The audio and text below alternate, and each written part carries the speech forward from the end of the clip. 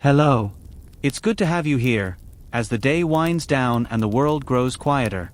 Tonight, we are going on a very long, very slow journey. We won't be traveling across miles, but across time.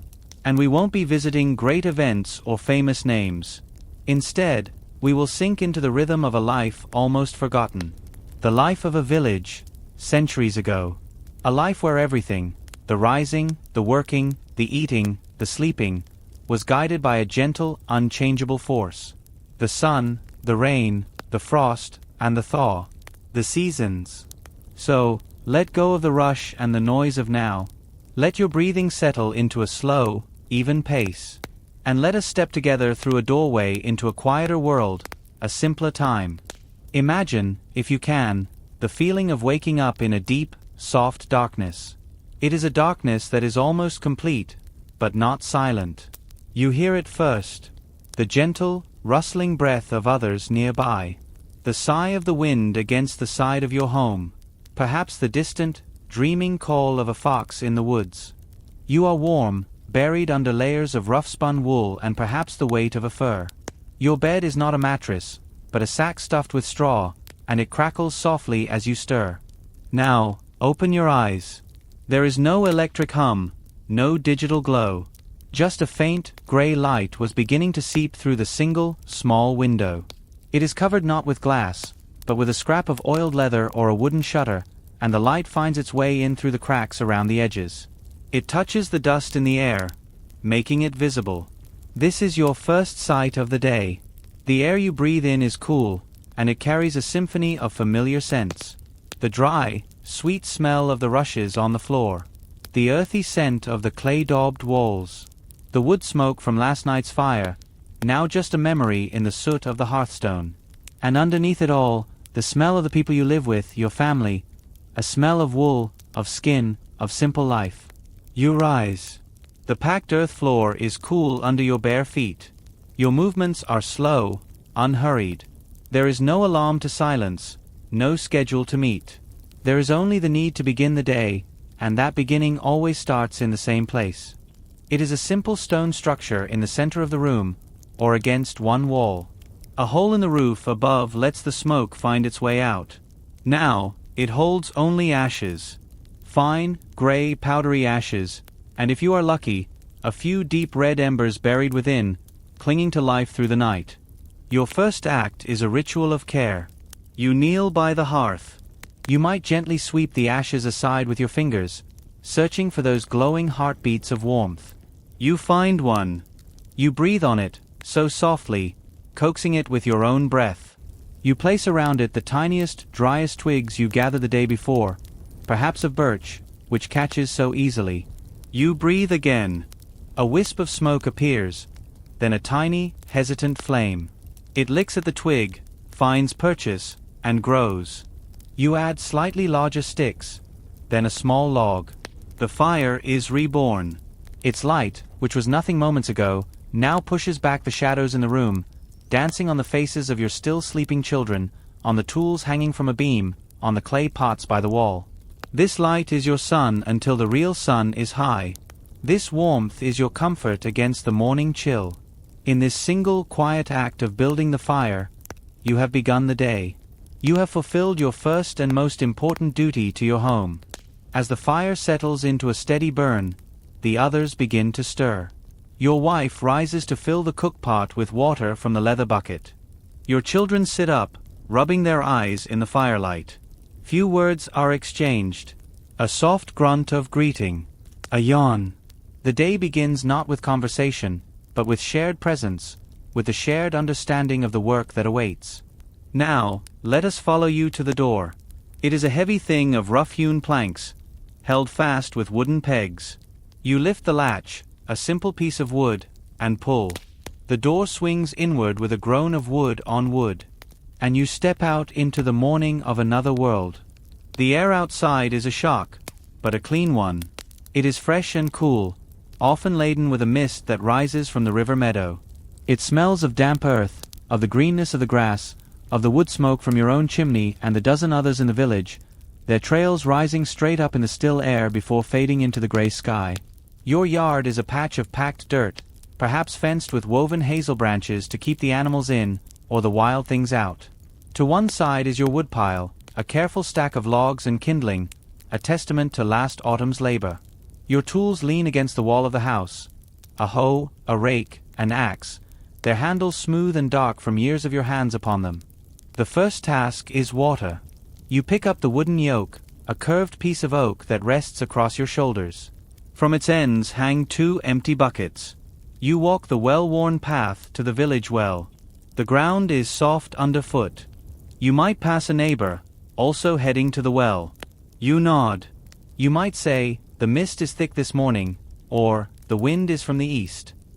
It is not idle chatter. It is an exchange of vital information. The weather is not small talk here. It is the most important news of the day.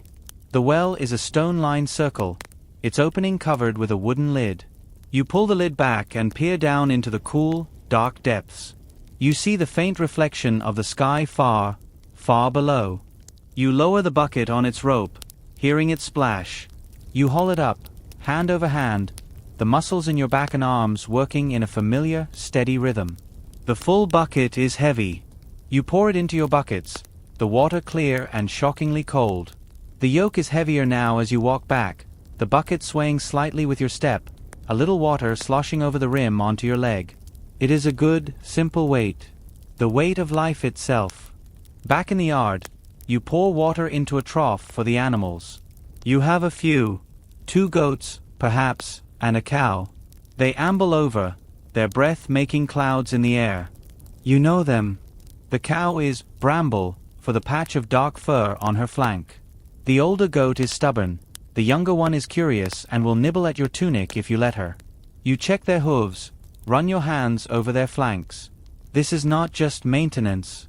It is a daily communion. Their health is your wealth. Their milk will be part of your supper. Their strength will pull your plow. Their lives are woven into yours. You collect the eggs from the chicken coop, your hand feeling the surprising warmth of the smooth shells in the cool straw. You scatter a handful of grain for the birds. All this is done in a methodical, patient silence. There is no rush. Each task has its place, its time. The sun, still hidden behind the trees, is your only clock, and it moves slowly. From the yards around you, you hear the same symphony, the rhythmic thok, thok, thok of someone splitting firewood, the clatter of a milking pail, a mother's patient call to a child. It is not a loud noise. It is the sound of a community waking up together, each performing their own part in a quiet, familiar melody. And as the sky pales from gray to a soft, watery blue, the true nature of the day reveals itself. It is not dictated by a calendar on a wall, but by the feel of the air on your skin, and the knowledge in your bones. Let us feel that knowledge now. Let us settle into the long, hopeful turn of the year, beginning with its awakening. The world is softening. 4 months, the earth has been a hard, frozen thing.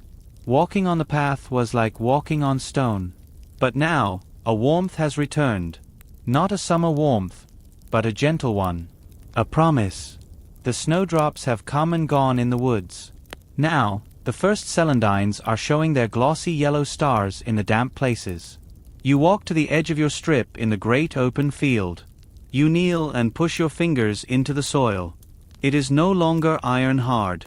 It is cool and damp and crumbles in your hand. It smells rich and alive.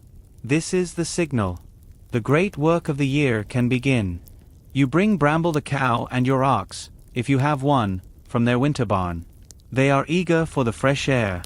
You fit the ox with his wooden yoke, talking to him in low, steady tones. The plow is a heavy, crooked piece of oak, tipped with an iron share that your grandfather traded for. It is a precious object. The plow is a heavy, crooked piece of oak, tipped with an iron share that your grandfather traded for. It is a precious object. You take your place behind it. You call the ox. He leans his great shoulders into the yoke, and the plowshare bites into the earth. The first cut is always a profound moment. You are opening the land. You are turning over the dark, secret soil to the sun and the air. The sound is a deep, tearing H. You walk, 1 foot in the furrow, the other on the unploughed land. Back and forth, back and forth. The rhythm is ancient and hypnotic. Your world shrinks to this strip of earth, the feel of the plow handles in your hands, the snort and steady pull of the ox, the line of trees at the field's edge that you use to keep your furrows straight. This work takes days. Your body aches at night, a deep, satisfying ache of muscles used as they were meant to be used. But there is a peace in it, a mindlessness that allows your thoughts to wander, or to settle into a quiet blankness, matching the blank slate of the field you are creating. When the earth is turned, soft and broken, it is time for the sowing. You sling a leather bag of seed over your shoulder. The seed is last year's life, saved carefully. You take a handful. With a practiced, sweeping motion of your arm, you cast it out onto the dark soil. The grains fly through the air in a wide arc, falling like the gentlest of rains. It is an act of supreme faith. You are giving away food, burying it. You are trusting the sun, the rain, the good earth, and 100 things you cannot control, to give you back more. You walk and scatter, until the bag is empty and the field is seeded with hope. But your field is not the only place for hope. Closer to home, within the fence of your toft, is your garden. This is a smaller, more intimate space. Here, your wife and daughters work. The soil is richer, tended with dung from the animals and ashes from the hearth. Here, they plant the onions, their sets pushed into the soft earth. The cabbages, sturdy and green. The beans will need sticks to climb. The peas, whose tendrils are so delicate. And the herbs, parsley, sage, thyme, rosemary, each for flavor, and many for healing a fever or calming a cough. This work is often done together, with the women from the neighboring yards. The talk is not of great things, but of small, essential ones. The best way to store onions. A remedy for a child's cough that uses honey and horehound. Who is expecting a child? Whose husband mended the thatch so well? It is gossip, yes, but it is also the sharing of knowledge, the weaving of the social fabric that is as important as the wool they will later spin. Hands are in the dirt, voices are low and melodic, and the garden grows not just from the sun, but from this shared care. Time in our village does not tick. It unfolds. And now, the green hope of spring unfolds into the full, busy body of summer. The days stretch out, long and generous. The sun is high and warm. You rise earlier, with the first birds, and the work changes. The crops are no longer just rows of hopeful green shoots. They are a living tapestry. The wheat and rye stand knee-high, then waist-high, a shifting sea of green and gold when the wind passes over.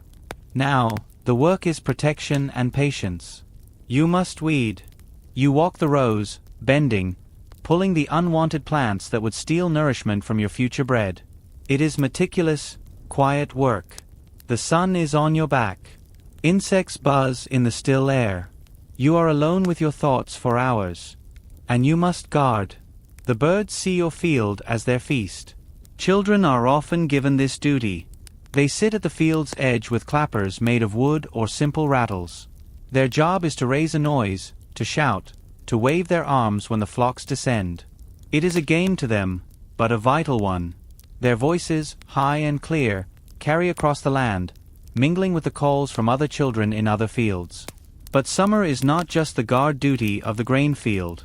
The whole world is offering its bounty, and you must be ready to receive it. You take baskets and go into the woods, or along the hedgerows that border the village fields.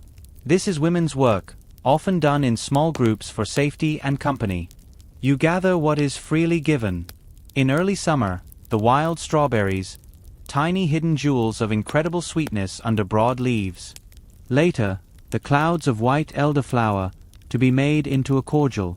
Then come the bilberries and the blackberries, staining your fingers and lips deep purple. You know where the hazel trees are, and in the autumn, you will return for the nuts. You know the clearings where the chanterelle mushrooms grow after a warm rain, their apricots sent a giveaway. This knowledge is not written down. It is carried in your head, passed from mother to daughter, from father to son. It is a map of survival and small delight. And there is the hay, the common meadow, land owned by no one and everyone, grasses up to your waist. When a run of dry, sunny days is forecast, the village decides. It is time. Men and women take their scythes and move into the meadow in a line. The sound is a long, whispering swish. Swish. Swish as the grass falls in great, fragrant swathes. It is hard, hot work. Afterwards, the cut grass must be turned with wooden forks to dry in the sun, making a sweet, rustling sound. Finally, it is gathered into stacks or loaded onto a wagon to be stored in the barn loft. This hay will be the life for your animals through the winter. The work is communal, and when it is done, there is often a feeling of shared accomplishment. Someone might bring out a jug of ale. You sit in the shade of a hedgerow, the smell of cut grass all around you, your body tired, but your spirit light. The long summer evening stretches ahead. And those evenings are a gift. After the animals are seen to and the supper is eaten, there is still light. People might sit on benches outside their doors. Men might mend a fishing net or whittle a new handle for a tool. Women spin, the drop spindle turning, pulling the thread from the mass of wool. Children play a simple game with stones. Conversations are slow and meandering. There is laughter, but it is gentle laughter. As the light finally fades to twilight and the first stars appear, the bats come out, darting silently overhead. You watch them until you can no longer see them, just hear the soft squeak of their chatter. Then, one by one, you go inside, bank the fire for the night, and surrender to the deep, dreamless sleep that comes from a day spent wholly in the light and air. But the world turns. The sun's path across the sky grows shorter. The morning air holds a new crispness, a hint of something to come. The green sea of your grain has turned a uniform, breathtaking gold. The heads are heavy, bending on their stalks. They rustle with a dry, papery sound in the breeze. A profound feeling settles over the village. It is time for the climax of the year. Nothing is more important. All the work, all the hope, converges on these few crucial days. The entire rhythm of life speeds up, becomes urgent, but it is an urgency wrapped in ancient ritual. The Lord Steward may come to announce the start, but the village already knows. You take your sickle from its hook. Its curved iron blade is sharpened to a fine edge. You gather in the field, men, women, and older children, a line of people facing the standing grain. There is a moment of quiet. Then, you bend and begin. The sound is no longer the whisper of the scythe in the hay, but a sharper, quicker swish-crack as the stalks are severed. You move in a line, left-handed people to one end, so your swings don't clash. You grasp a bundle of stalks with one hand, slice through them with the other, and lay the cut grain neatly aside. Bend, grasp, cut. Bend, grasp, cut. The pattern is relentless. The sun is hot. The chaff flies, itching on your sweaty skin. Your back screams in protest, but you do not stop. You cannot stop. The weather holds, and it must be gathered now. Behind you come the binders, often the older children and women. They gather the cut grain into sheaves, tie them tightly with a twist of straw, and stand them up into stooks. Groups of sheaves lean together like tents. The field, which was a solid sheet of gold, transforms. It becomes a field of golden houses, a temporary village built from the fruit of the land. The work goes on until the light fails. You return to it at first light. There is a shared focus, a communal effort that transcends individual tiredness. Songs are sometimes sung, old harvest songs with a strong rhythm to match the swing of the sickle. They are neither happy songs nor sad. They are work songs, full of repetition, helping the time and the pain pass. When the last sheaf is cut and stood, there is a moment of exhausted, silent triumph. The most vulnerable part is over. The grain is cut, and standing in stooks, it can weather a rain shower. A few days later, when the sheaves are dry, the next phase begins. The threshing. This is done on the threshing floor, a hard, circular area of pounded earth, often near the barn. You take a flail, two stout sticks joined by a leather hinge. You swing the free end down onto the spread-out sheaves with a steady, rhythmic thwack, thwack, thwack. It is hard, dusty, pounding work. The grain is beaten from the husks. Then comes the winnowing. You wait for a breezy day. You take a broad, shallow basket filled with the threshed mixture of grain and chaff. You stand on the threshing floor and toss it all into the air. The wind, the clean wind, does the work. It carries the light, useless chaff away in a golden cloud. The heavier, good grain falls straight back down at your feet, a pattering, living rain. It is a beautiful, ancient sight. To stand there, creating your own weather, separating the food from the waste, is to feel a connection to the most fundamental forces. This is your reward, falling around you.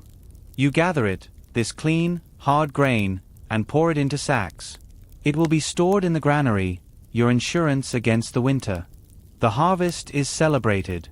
A supper is held, perhaps in the manor barn. There is a feeling of palpable relief, of abundance. There is fresh bread, baked from the first flour of the new grain. Its smell is unlike anything else, rich and nutty and profoundly satisfying. There might be a goose, fattened for the occasion. Ale flows freely, brewed from the last of the old barley. There is dancing, simple and energetic. For one night, the exhaustion is forgotten. The community has provided. The cycle is complete. You have once again ensured your passage through the turning year. And then, the world turns inwards. The celebrations fade. The trees blaze with color, then stand bare and black against the gray sky. The geese fly south in noisy V's. A deep quiet begins to settle over the land. Winter is coming. The harvest was a frenzy of activity. Winter is its opposite. It is a time of profound slowness, of interior life. The fields are bare, sleeping. The days are short, the light is thin and weak. You rise in the dark, and you retire soon after the early sunset. The outside world becomes a place to move through quickly, on necessary errands. Life contracts to the circle of firelight. The work now is the work of maintenance, of craft, of the mind and the hands rather than the whole body. In the long evenings, by the light of a rush dip, a reed soaked in animal fat, the skills of survival are practiced. A man might work at the cobbler's bench, repairing shoes. He melts pine resin for glue, cuts new leather soles, and hammers wooden pegs. The tap-tap-tap of his small hammer is a soft, rhythmic punctuation to the silence. Another might carve. A piece of seasoned oak becomes a new bowl, its shape emerging slowly from the wood with each pass of the knife. A spoon. A child's toy, a simple horse on wheels. This is not art for art's sake, but beauty born from utility. The object will be used, its surface worn smooth by generations of hands. The women's work is similarly steady, similarly rhythmic. The wool that was sheared in the summer, washed and carded, now must become yarn. The spindle drops, twists, rises, over and over, a hypnotic dance. Or perhaps she works at the loom, its frame taking up much of the room. The clack of the heddles lifting, the thump of the batten pushing the new thread tight, is a foundational sound of the winter evening. Clack thump. Clack thump. This is the sound of fabric being born, of future clothing, blankets, sacks. Stories are told.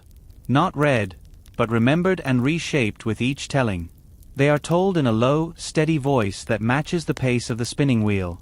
Stories of the green man, who lives in the woods. Stories of the fairy folk who steal babies and leave changelings. Stories of the village's founding, of the great flood year, of the kind priest and the cruel lord. These stories are history, religion, morality, and entertainment all woven together. They explain the world. They teach the children how to behave. They pass the long, dark hours. The listener, half dozing by the fire, drifts in and out of the tale, the line between story and dream blurring pleasantly. The diet becomes simple, repetitive, a testament to the success of the harvest and the autumn gathering. There is dark, dense bread, soups that simmer for days on the edge of the hearth, constantly replenished with a handful of barley, a turnip, a bit of salted pork or bacon. Dried apples and pears, their sweetness concentrated. Cheese from the summer's milk. Ale, weaker now as the stores dwindle. It is food for sustenance, not for excitement. It fills the belly and provides warmth from within. And the quiet. The winter quiet is a living thing. On a windless night, after a snowfall, it is absolute. You step outside to use the privy, and the silence presses on your ears. There is no distant road, no electronic hum. Just the vast, soft silence of a sleeping world. Your own breath sounds loud. The crunch of your feet in the snow is a shocking violation. You look up at the sky, and the stars are not pinpricks, but fierce, icy diamonds scattered across black velvet, brighter than you have ever seen. You feel very small, and yet completely a part of this immense, quiet universe. Then you go back inside, to the fire, to the family, to the small, warm circle of your world, grateful for its shelter against the great, beautiful cold. And so, the wheel turns. Slowly, imperceptibly at first, the days begin to lengthen. The snowdrops appear again. The frost loses its bite. And one morning, you realize the bird song has changed. It is no longer the sparse calls of winter, but a fuller, more hopeful chorus. The cycle is ready to begin anew. The seed is in the barn. The tools are mended. The land has rested. You have rested. And you will go out, and put your hand to the plow once more. This was the shape of a life. A life without our noise, our rush, our endless choices. A life of unquestioned duty, back-breaking labor, and constant vulnerability to disease, to hunger, to the whims of weather. We must not romanticize it. It was hard, often short, and filled with pains we will never know. But it was also a life of deep, unbroken connection. A connection to the piece of land that fed you. You knew every swell and dip of your strips in the field. You knew which tree gave the best kindling, which patch of clay made the best daub. You knew the animals as individuals, with personalities. Your connection to your family was physical, constant, inescapable. You worked beside them, ate with them, slept beside them, shared one room through every season of life and death. And your connection to your community was your survival. The harvest required every able hand. A house fire would see the whole village rebuilding it. A birth, a wedding, a death. These were not private affairs, but threads in the communal cloth. You were never anonymous. You were John the Carter's son, or Mary from the house by the elder tree. You belonged. Your entire mind was filled not with trivia from far away, but with essential, immediate knowledge. The meaning of cloud shapes. The feel of coming rain in your bones. The song of a specific bird meant the salmon were running. The look of a plant that could heal a wound or poison a child. You lived in a constant, subtle conversation with the natural world, because your life depended on listening to its answers. There was a rhythm to it all, a rhythm as steady as a heartbeat. The frantic pulse of harvest, the long, slow exhale of winter, the busy growth of summer, the hopeful planting of spring. Within that, the smaller rhythms, the daily tending of the fire, the weekly baking of bread, the yearly mending of the thatch. It was a life not of events, but of cycles. And in that, there was a profound kind of peace. There was no anxiety about what you should be doing with your life. Your life had a shape, a purpose, laid out by the sun and the soil and the needs of those around you. As we leave our village now, as we let that image of the firelit room, the starry silence, the slow walk behind the plow, fade gently from our minds, we can carry something of its essence with us. Not the hardship, but the rhythm. The understanding that life has seasons. That there is a time for intense effort, and a time for deep, necessary rest. That quiet is not emptiness, but a space filled with its own subtle wonders. That the most fundamental human needs, warmth, shelter, food, family, community, are simple, and worthy of our full attention. Tonight, you are in your own home, in your own time. But the need for rhythm, for quiet, for connection, remains within you. It is a deep, old need. So, as you lie here, listen to your own breath, in and out, like the tides. Feel the weight of your body resting, like the earth resting under the winter snow. You are part of a cycle too, the cycle of waking and sleeping, of effort and repose. Let the slow, steady story of that village life linger in your mind. Let it calm the frantic thoughts. Let it remind you that sometimes the most meaningful way to spend a life is not in chasing, but in tending. Tending your hearth. Tending your patch of earth. Tending to the people beside you. I thank you for spending this long, quiet evening walking through this history with me. May you carry its calm with you into your dreams. Wherever you are, whatever your season. I wish you a night of deep and peaceful rest. Good night.